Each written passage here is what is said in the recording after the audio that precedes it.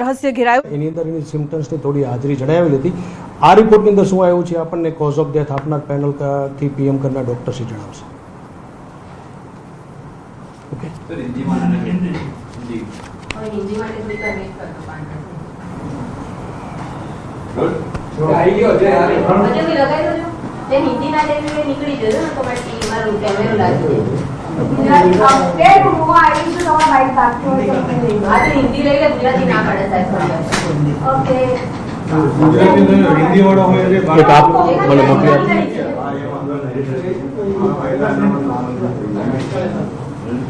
भाई हिंदी के टाइम थोड़ा दुकान लेना होगा.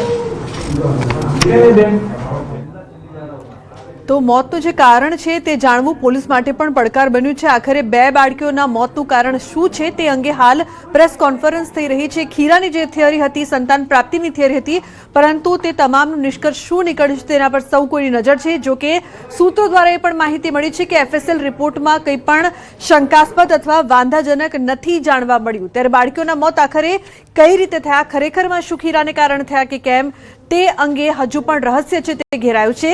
પ્રેસ કોન્ફરન્સમાં પોલીસ દ્વારા શું જાણકારી પ્રાપ્ત થાય છે તેના પર સૌ કોઈની નજર તો છે, પરંતુ આ બે બાળકીઓના મોતનું જે રહસ્ય છે તે વધુ ગૂંચવાયું છે.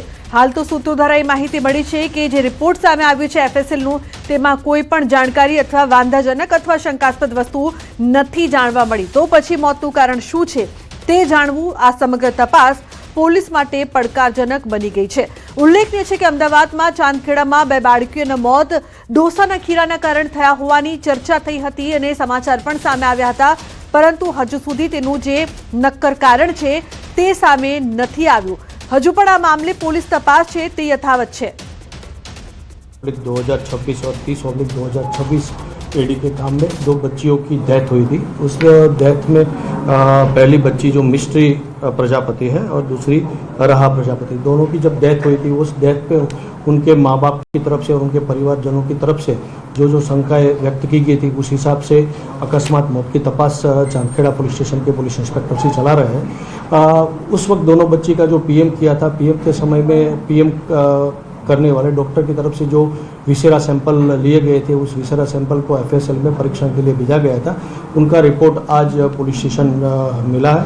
वो report final cause of death certificate के लिए ओपिनियन के लिए सिविल हॉस्पिटल भेज दिया गया है. आगे उनके पैनल जो डॉक्टर ने पैनल से किया है उनका पीएम दोनों बच्ची का, वो डॉक्टर आगे cause of death certificate issue करेंगे. अभी तक बहुत सारे टेस्ट किए गए थे. दोनों के डेड बॉडी से पीएम के लिए जो विसेरा लिए गए, टूल्स लिए गया, उनका फूड लिया गया, फिर दोनों मदर फादर थे जो पेडी हॉस्पिटल थे उनका ब्लड सैंपल लिया गया था. सारे जो रिपोर्ट्स थे वो step by step police station अभी आए हैं, तो वो सारे रिपोर्ट को डॉक्टर को भेजा जाएगा सिविल में और डॉक्टर ही उसके बाद तय करेंगे कि इसका डेथ का रीज़न क्या है और कॉज ऑफ डेथ वही इश्यू करेंगे. सर कॉज ऑफ डेथ की रिपोर्ट कितने दिन में आ सकती है और वो डिपेंड करता है पैनल से पीएम करने वाले डॉक्टर के ऊपर. उनको मतलब कॉज ऑफ डेथ रेडी करने में जो परीक्षण रिपोर्ट आए वो परीक्षण रिपोर्ट का अभ्यास करने में, और कोई उनकी क्वेरी है तो एफएसएल में दोबारा वो क्वेरी रिपोर्ट उनकी तरफ से जनरेट होकर आती है. તો અન્ય સમાચારની જો વાત કરીએ તો આવતીકાલથી રાજ્યમાં માવઠાના એંધાણ છે. માવઠાને લઈને હવામાન વિભાગની આગાહી 19-21 એપ્રિલ કમોસમી વરસાદની આગાહી કરવામાં આવી છે. 19 એપ્રિલે ભાવનગર, અમરેલી, મહીસાગર, દાહોદ, છોટાઉદેપુરમાં વરસાદની શક્યતા છે.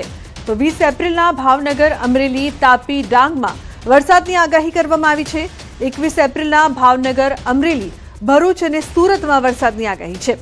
અમદાવાદમાં મહત્તમ તાપમાન 42 ડિગ્રી રહેવાની શક્યતા છે. आज के लिए डे 1 के लिए ड्राई वेदर प्रिवेल करेगा. डे 2, डे 3 और डे 4 में आइसोलेटेड प्लेसेस पे लाइट टू मॉडरेट रेन होने का पूर्वानुमान है. और जो डिस्ट्रिक्ट है जहां पर आइसोलेटेड प्लेसेस पे लाइट टू मॉडरेट रेन होने का पूर्वानुमान है वो डिस्ट्रिक्ट है डे 2 के लिए अमरेली, भावनगर, छोटा उदयपुर, दाहोद और महीसागर डिस्ट्रिक्ट शामिल है. और डे 3 की बात करेंगे तो डे 3 के लिए तापी, डांग और साथ में ही अमरेली, भावनगर डिस्ट्रिक्ट शामिल है. और डे 4 के लिए हम बात करेंगे तो आइसोलेटेड प्लेसेस पे लाइट टू मॉडरेट रेन होने का पूर्वानुमान है। और जो डिस्ट्रिक्ट है जहाँ पे लाइट टू मॉडरेट रेन होने का पूर्वानुमान है वो डिस्ट्रिक्ट है अमरेली, भावनगर, सूरत और भरूच डिस्ट्रिक्ट। તો 19 થી લઈને 21 એપ્રિલ સુધી કમોસમી વરસાદની આગાહી કરવામાં આવી છે। ઉલ્લેખનીય છે કે રાજ્યના અનેક વિસ્તારોમાં માવઠું પડી શકે છે, જે ખેડૂતો માટે ચિંતાના સમાચાર છે। તો આવતીકાલે માવઠાની આગાહી છે। 19 થી 21 એપ્રિલ સુધીમાં અનેક વિસ્તારો એવા છે જેમાં ભાવનગર, અમરેલી, મહીસાગરમાં વરસાદની શક્યતા છે। ઉલ્લેખનીય છે કે અનેક આગાહી છે અનેક વિસ્તારો માટે। જે પ્રકારથી આપ જોઈ રહ્યા છો 19 એપ્રિલે કયા કયા વિસ્તારોમાં માવઠાની આગાહી છે, તો દાહોદ, છોટા ઉદેપુર માટે આગાહી છે। બીજી તરફ 20 એપ્રિલે ભાવનગર, અમરેલી, તાપી અને ડાંગમાં માવઠું પડી શકે છે તેવી આગાહી કરવામાં આવી છે। આ વિસ્તારના ખેડૂતો માટે મહત્વના સમાચાર। તો 21 એપ્રિલ માટે સુરત, ભરૂચ અને ભાવનગર તેમજ અમરેલીની આગાહી કરવામાં આવી છે। આ એ વિસ્તારો છે કે જ્યાં માવઠું પડી શકે છે। 19 એપ્રિલે ભાવનગર, અમરેલી, મહીસાગર, દાહોદ અને છોટા ઉદેપુરના ખેડૂતો માટે ચિંતાના સમાચાર। તો 20 એપ્રિલે ભાવનગર, અમરેલી અને તાપી તેમજ ડાંગમાં માવઠાની આગાહી કરવામાં આવી છે। તો આ તમામ વિસ્તારો છે કે જ્યાં 3 દિવસ માવઠું પડી શકે છે। 21 એપ્રિલે સુરત, ભરૂચ, અમરેલી અને ભાવનગરમાં માવઠાની આગાહી કરવામાં આવી છે। અન્ય સમાચાર પર જો નજર કરીએ તો મોરબીના હળવદના મયાપુર ગામે જમીનની અદાવતમાં મારપીટ થઈ છે। ખેતરમાં ઘૂસીને 6 શખ્સોએ દંપતીને ઢોર માર માર્યો છે। ખેતર અમારું છે, ખાલી કરી દો કહીને મારપીટ કરવામાં આવી છે। ભોગ બનેલા ઇજાગ્રસ્ત દંપતીએ સારવાર બાદ ફરિયાદ કરી છે। ભોગ બનેલા આધેડે જમીન બાબતે હળવદ કોર્ટમાં પિતા સામે કેસ કર્યો છે।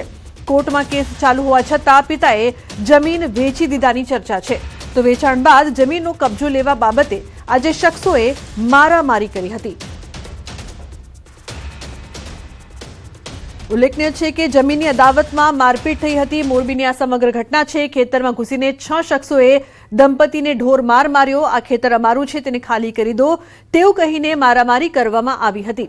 તો આધેડે જમીન બાબતે પિતા સામે કેસ કર્યો છે।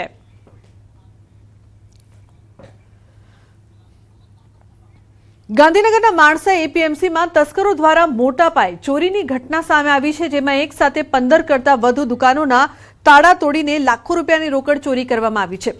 ઘટના બાદ સમગ્ર માર્કેટમાં ચકચાર મચી ગઈ છે।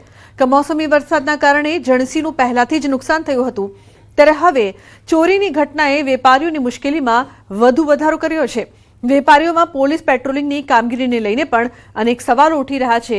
ચોરીની જાણ થતાં જ પોલીસને ઘટનાની જાણ કરવામાં આવી છે અને પોલીસ દ્વારા વધુ તપાસ પણ હાથ ધરવામાં આવી છે। બનાસકાંઠાના ઇકબાલગઢ હાઈવે પર આવેલી દર્શન પ્લાઝામાં મોબાઈલ ચોરીની ચોંકાવનારી ઘટના બની છે। રાતના સમયે તલવાર સાથે મોઢે રૂમાલ બાંધીને આવેલા શખ્સે સૂતેલા સિક્યુરિટી ગાર્ડનો મોબાઈલ ફોન ચોરી કરીને ફરાર થઈ ગયો હતો। આ સમગ્ર ઘટના સ્થળ પર લાગેલા સીસીટીવી કેમેરામાં કેદ થઈ છે। ઘટના બાદ વિસ્તારમાં ચકચાર મચી છે। પોલીસે સીસીટીવી ફૂટેજના આધારે આરોપીની શોધખોળ શરૂ કરી છે। ઉલ્લેખનીય છે કે તલવાર સાથે આવેલા શખ્સે મોબાઈલની ચોરી કરી હતી। સમગ્ર ઘટના સીસીટીવીમાં કેદ। તો સુરતના ચલથાણમાં ગેસ લીકેજ બાદ સ્વિચ ચાલુ કરતા જ પ્રચંડ બ્લાસ્ટ થયો છે। એક જ પરિવારના 5 સભ્યો ગંભીર રીતે દાઝ્યા છે। ચલથાણ ગામની ખુમાનસીવાડી વિસ્તારમાં અપાર્ટમેન્ટમાં ગેસ લીકેજના કારણે થયેલા ભીષણ ધડાકામાં એક જ પરિવારના 5 સભ્યો ગંભીર રીતે દાઝ્યા હતા। ઘર માલિક નીરજ મિશ્રા સવારે રસોઈ બનાવ્યા બાદ ગેસ બંધ કરવાનું ભૂલી ગયા હતા અને નોકરી પર નીકળી ગયા હતા। આખો દિવસ ગેસ લીક થવાના કારણે ઘરમાં ગેસ ભરાઈ ગયો હતો। સાંજે નીરજ મિશ્રા નોકરી પરથી પરત ફર્યા ત્યારે પાડોશીઓએ તેમને ઘરમાંથી ગેસની તીવ્ર વાસ આવતી હોવાની જાણ કરી હતી। ત્યારબાદ તેઓએ દરવાજો ખોલીને અજાણતા જ લાઇટનો સ્વિચ ચાલુ કર્યો, જેના કારણે સ્પાર્ક થતા જ ભીષણ બ્લાસ્ટ થયો હતો। આ બનાવમાં પાડોશમાં રહેતી મહિલા દેવી દુર્ગા અને તેના 4 બાળકો આયુષ્માન, આયુષ, અનુજ અને સુમન પણ ત્યાં હાજર હતા। બ્લાસ્ટ એટલો જોરદાર હતો કે તમામ લોકો ગંભીર રીતે દાઝી ગયા। આ અકસ્માતમાં ઇજાગ્રસ્ત થયેલા તમામ 6 લોકોને તાત્કાલિક સારવાર માટે ચલથાણાની સંજીવની હોસ્પિટલમાં ખસેડવામાં આવ્યા હતા। જો કે તેમાંના 3 લોકોની હાલત વધુ ગંભીર જણાતા તેમને વધુ સારવાર માટે સુરત સિવિલ હોસ્પિટલમાં રિફર કરવામાં આવ્યા છે।